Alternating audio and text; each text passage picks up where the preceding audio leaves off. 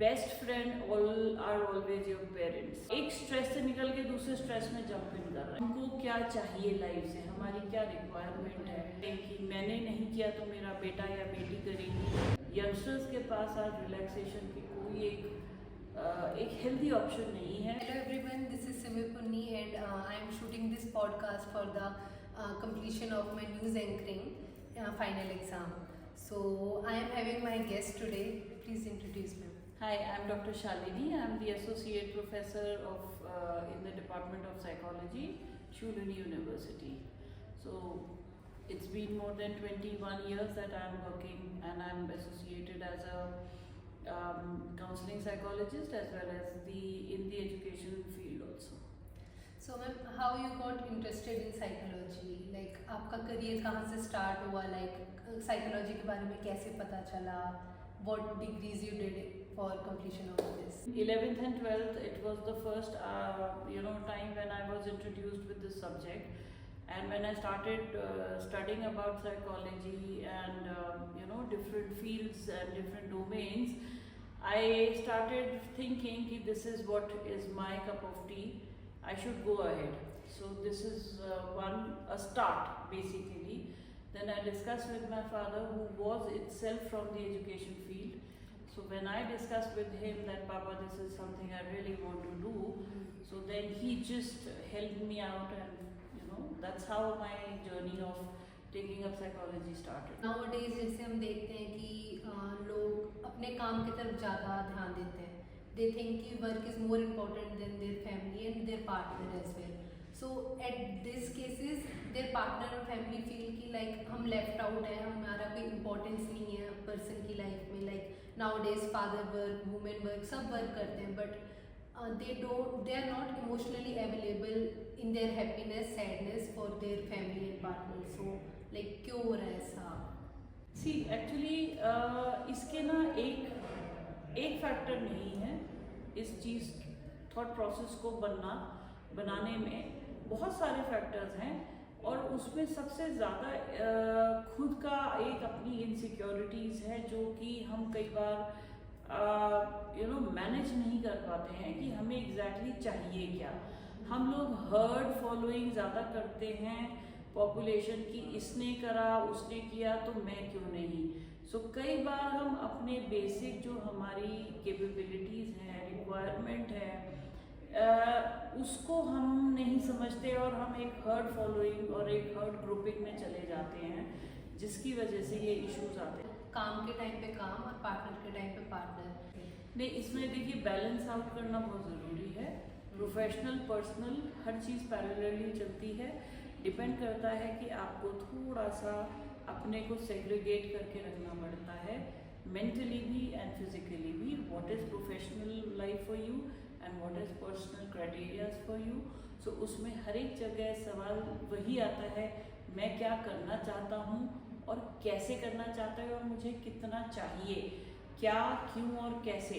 ये 3 सवाल जवाब ही आपको बैलेंस करने में आगे कोशिश हेल्प करेंगे. Identities should not be hampered. If I talk about myself, my hobbies are gardening, painting. So like इन 4 सालों में यूनिवर्सिटी में whenever I used to feel stress, like इतनी सुंदर यूनिवर्सिटी है तो मैं किसी को स्ट्रेस डिप्रेशन कैसे हो सकता है. whenever like मैं yesterday कल की बात करूँ तो like शाम को इतना ज़्यादा थीसिस पे इतनी सब काम करना, एग्जाम्स पे आ रहे सब करना, आई थॉट कि let's go for a walk. तो मैं हॉस्टल से निकली, मैं नीचे गई, I got some fruits, got some juice, और मैं वापस रूम आ गई. और आके इतना फ्रेश लग रहा था. नेक्स्ट विल बी कि लोगों को डिप्रेशन जो हो रहा है साइकोलॉजी के थ्रू, मतलब आप अपने पॉइंट ऑफ व्यू से बताएं तो अपने माइंड की तरफ कंट्रोल कैसे कर सकते हैं लोग, कि मतलब हमें स्ट्रॉन्ग बनना है, हमें लोगों की नहीं सुननी है.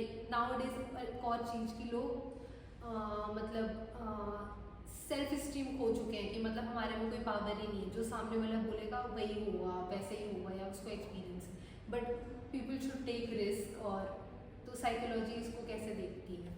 देखिए, साइकोलॉजी इसको हमारे पॉइंट ऑफ व्यू से it's a social it's a part of a social pressures person is taking, so उस प्रेशर को रिलीज करना बहुत ज़रूरी है। धीरे धीरे आपने जैसे बोला कि लोगों में एक रिस्क टेंडेंसी ज़्यादा नहीं रही, राइट, लेकिन अगर हम देखें रिस्क के साथ साथ सोशल कम्युनिकेशन भी ख़त्म हो रहा है। लोग हर चीज़ हमारी हर चीज़ चेंज होती जा रही है, वैल्यू सिस्टम, रहने का तरीका, requirement, again coming back to the same thing जो अभी आपने बोला है, जो मैंने एड ऑन अभी तक करा है हम दोनों ने, है क्या कि आप जब तक आपको अपने क्राइटेरियाज बिल्कुल क्लियर नहीं होंगे कि हमें ज़िंदगी से क्या चाहिए, सो हम उस पर हम स्टेप इन नहीं कर सकते। Again it will lead us to the herd following. Herd following कहीं पे भी आपको लेकर नहीं जाती है। जैसे कहते हैं ना, आप मैमल्स का देख लीजिए, उन्हें नहीं पता कि उनका लीडर कहाँ लेके जा रहा है या वो भीड़ कहाँ जा रही है, लेकिन you have to make sure कि आप उसमें जाना चाहते हैं या अपना एक अलग डोमेन शुरू करना चाहते हैं। एक बात। दूसरी बात, जब तक मी टाइम, देखिए ये स्ट्रेस बस्टर्स होते हैं जो आप अभी हमने बोला, गोइंग फॉर अ वॉक और एक नेचर के साथ अट्रैक्ट करना हो, सो वो एक आपको रिलीज करता है। पहले के टाइम पे मैम जैसे जॉइंट फैमिली होती थी, जॉइंट फैमिली में अलग अलग कजन्स होते थे, चाचा के, मामा के, उसमें खेलने के लिए पेरेंट्स होते थे। सो उनके पास क्या होता था कि हमारे पास कोई सेल्फ सपोर्ट है, बच्चे पहले बताते भी थे पेरेंट्स को, but nowadays what they are doing due to social media. एक तो सोशल मीडिया सबसे बड़ा कारण है, दूसरा पेरेंट्स अपने करियर पे ध्यान दे रहे हैं, पैसा कमाने में ध्यान दे रहे हैं, उनको बच्चों का पता ही नहीं होता बच्चे कर क्या रहे हैं, क्या नहीं कर रहे हैं। सो आई थिंक पेरेंट्स को ज़्यादा फ्रेंड्स बनना चाहिए। देखिए कम्युनिकेशन रूट खोलना चाहिए, सिंपल बात है, बहुत एक ही सिंपल है कि open your communication networking, because student चाहे छोटा है बड़ा है, बच्चा आपका है, रादर आप भी अपनी मतलब अगर हम फैमिलीज में भी देखते हैं तो हस्बैंड जब भी अंदर घुसता है, ही इंस्टेड वो अपने बीवी को या अपनी कोई भी पार्टनर को या बड़े बच्चे को ढूंढता है जिसके साथ वो कम्युनिकेट कर सके, तब पूरे दिन का स्ट्रेस निकाल सके या डिस्कस कर सके। सो इंस्टेड वही चीज़ हमें बच्चों के साथ रिलेट करनी पड़ती है, क्योंकि हम धीरे धीरे बातचीत का जरिया सारा बंद कर रहे हैं। और दूसरी बात, कई बार हम ये भूल जाते हैं कि बच्चों के साथ जब हम इन्वॉल्व होते हैं एज अ पेरेंट, या बच्चे हमसे एज अ पेरेंट इन्वॉल्व होते हैं, this is the best stress buster जो पहले पेरेंट्स करते थे और अब नहीं करते हैं, या पहले बच्चे करते थे। सवाल पूछना ज़रूरी है, उनके साथ इन्वॉल्व होना ज़रूरी है। Again it's a matter of communication, how open you make your communication. And ma'am one more thing कि आजकल लोग ऐसे समझते हैं, मतलब मैंने कई बुजुर्गों को सुना है कि दे से कि आजकल के ना लोगों का खान पान अच्छा नहीं है, तो इसके करके उनको स्ट्रेस और डिप्रेशन हो रहा है। मैम ये बात सच है? स्ट्रेस को खाना उतना, देखिए स्वस्थ शरीर में स्वस्थ मन रहता है, मतलब exercise. Absolutely. So the thing is कि खाना तभी तक, it's everything is psychology, so psychology talks about the managing mind and body together. So अगर आप माइंड अलग है बॉडी अलग है तो आप हेल्दी भी खा लेंगे तो भी फर्क नहीं पड़ेगा। एक मजदूर आदमी सिर्फ सूखी रोटी खाता है फिर भी तन मन से बिल्कुल फ्रेश रहता है, तो वहाँ तो हम हेल्दी डाइट की बात ही नहीं कर रहे हैं। तो थिंग इज कि लोगों को एक्टिव रहना चाहिए। एक्टिव रहना लोग चाहिए। कॉर्पोरेट लाइफ में काम करते हैं वो क्यों इतना डिप्रेस होते हैं? ज़्यादातर में डिप्रेशन के मामले वहीं से आते हैं जो मैं 9 to 5 जॉब कर रहे होते हैं, जो अगेन मी टाइम नहीं है ना, सेल्फ मोटिवेटिंग नहीं है। हर 6 महीने में एक बार सर्विसिंग के लिए अपनी गाड़ी देते हैं उसमें, सो उसी तरह से माइंड और बॉडी को सर्विस की ज़रूरत होती है और रेजुनेट होने की ज़रूरत होती है। काम करिए, मतलब इंसान जब गुस्सा होता है तब they should not take any action.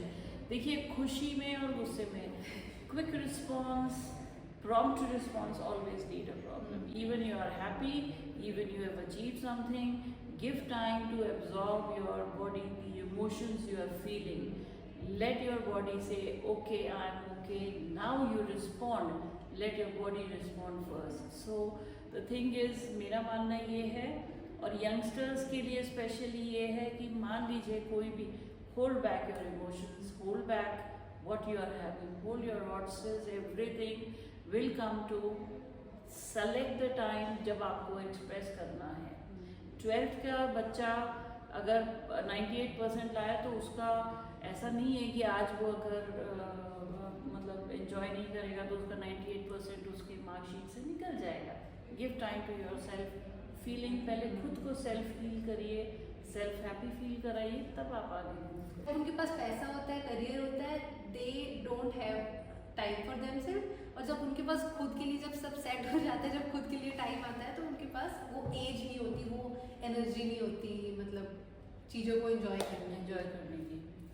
Open your communication guys, because उसके बिना ये आपका जो स्ट्रेस लेवल है या जो डिप्रेशन है वो घटेगा नहीं, वो बढ़ेगा। क्योंकि ऐसा ना सोच के, मुझे ऐसा लगता है कि हमें खुले पंख बच्चों को देने चाहिए, जिससे कि वो एक नहीं, दो नहीं, बल्कि अपने लिए 10 तरीके ढूंढें जीवन जीने। क्योंकि क्वालिटी से, क्वांटिटी से ज़्यादा क्वालिटी का जीवन जीना बहुत ज़रूरी है।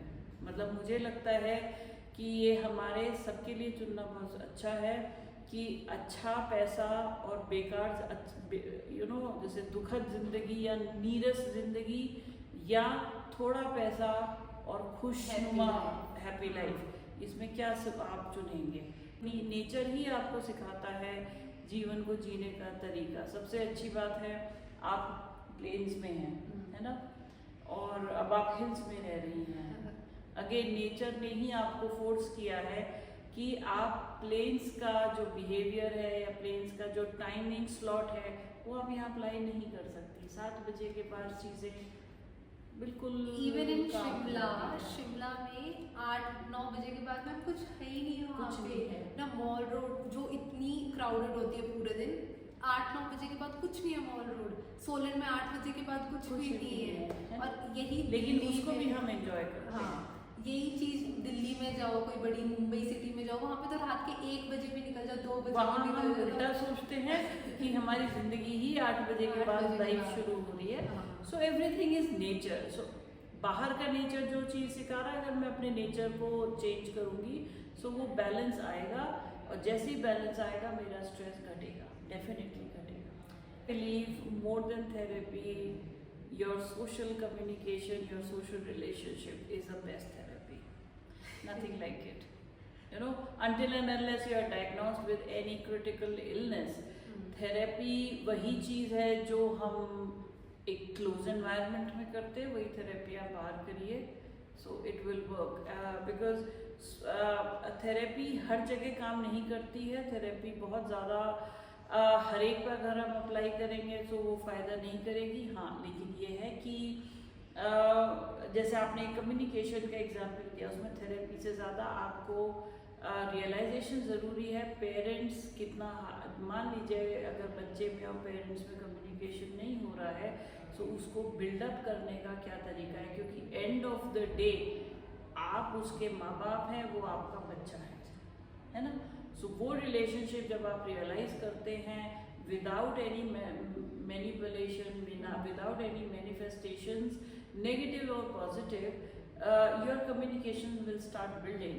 and definitely सबसे ज़रूरी है, instead of being a directive parent, be a communicative parent।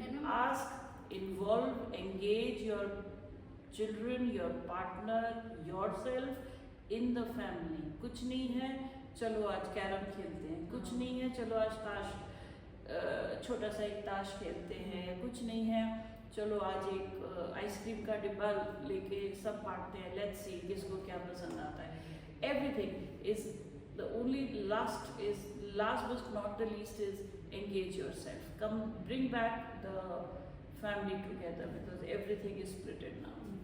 And ma'am parents को भी मेरे ख्याल से अपनी पुरानी सोच जो है मैम, वो मतलब आजकल के पेरेंट्स तो नहीं मैम, हम जैसे अपने आप को आगे देखें तो नेवर, मतलब कुछ ये तो नई चीज़ है ही नहीं। लेकिन जो मैम पहले के पेरेंट्स थे, आज के बच्चे जो मतलब अभी इस एज में 15 से लेके 30 तक की, ma'am they should leave their mind कि जो पुराना था वो पहले होता था।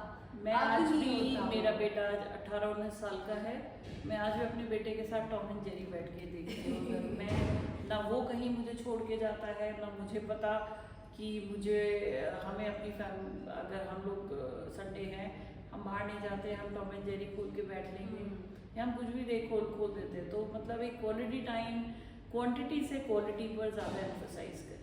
That will और मैं produce बच्चे results. जहाँ भी जाए, मेरी एक एडवाइस कि मतलब जो 10 साल से लेके 20 साल तक की, मतलब जो टीनेजर एक एज होती है, मतलब ये अपने आप को ना आजकल हम समझने लगे कि मतलब हम अपने डिसीजन खुद ले सकते हैं। बट आई सजेस्ट कि कहीं भी जाओ अपने फ्रेंड्स के साथ, पेरेंट्स की परमिशन लेके जाओ, बिकॉज आजकल बहुत ऐसे केसेस हो रहे हैं, even in abroad, even in India as well, कि बड़ी सिटीज़ में लोग, पेरेंट्स बाहर जाते हैं जॉब के, उससे बच्चे पीछे पार्टी कर रहे होते हैं, गाड़ी लेके निकल जाते हैं, दे लाइक किसी सीन में फंस जाते हैं। सो आई थिंक कि सबसे इम्पोर्टेंट है कि पेरेंट्स को बताओ अपनी चीज़ें। नहीं समझेंगे, एक दिन नहीं समझेंगे, 2 दिन नहीं समझेंगे मैम, लेकिन कभी ना कभी तो सभी समझ ही जाएंगे। बिल्कुल, जो चीज़ देखिए, फियर के साथ कोई भी रिश्ता नहीं चलता, डर में कोई भी रिश्ता नहीं चलता, चाहे माँ बाप का हो, फ्रेंड्स का हो, बेस्ट फ्रेंड का हो, हस्बैंड वाइफ का हो, इवन भाई बहनों का हो, कोई भी फियर में चीज़ नहीं चलती। So be fearless, express yourself, accept what other person is saying, and then rethink कि दोनों कम्युनिकेशंस को, दोनों सजेशंस को, कि मैं क्या चाहता हूँ, मेरे पेरेंट्स क्या चाहते हैं, उन चीज़ों को मिडवे लेकर आइए और फिर उस पर काम करिए। I think it will work. Anything that starts healthily and happily are your parents, nothing else. हाँ, उनके आप ना और नो को बाय हार्ट ना लेकर, sit back, understand, make a question, go back to your parents and ask them. And the same I would suggest to the nowadays with the parents, instead आप अपनी महत्वाकांक्षाएं या अपनी चीज़ें बच्चों के ऊपर हावी करें कि मैंने नहीं किया तो मेरा बेटा या बेटी करेगी। ऐसा ना सोच के, मुझे ऐसा लगता है कि हमें खुले पंख बच्चों को देने चाहिए। Okay, ma'am. So that was all for today's podcast. Thank you, ma'am, for coming. Thank you so much. And we'll see you in next podcast.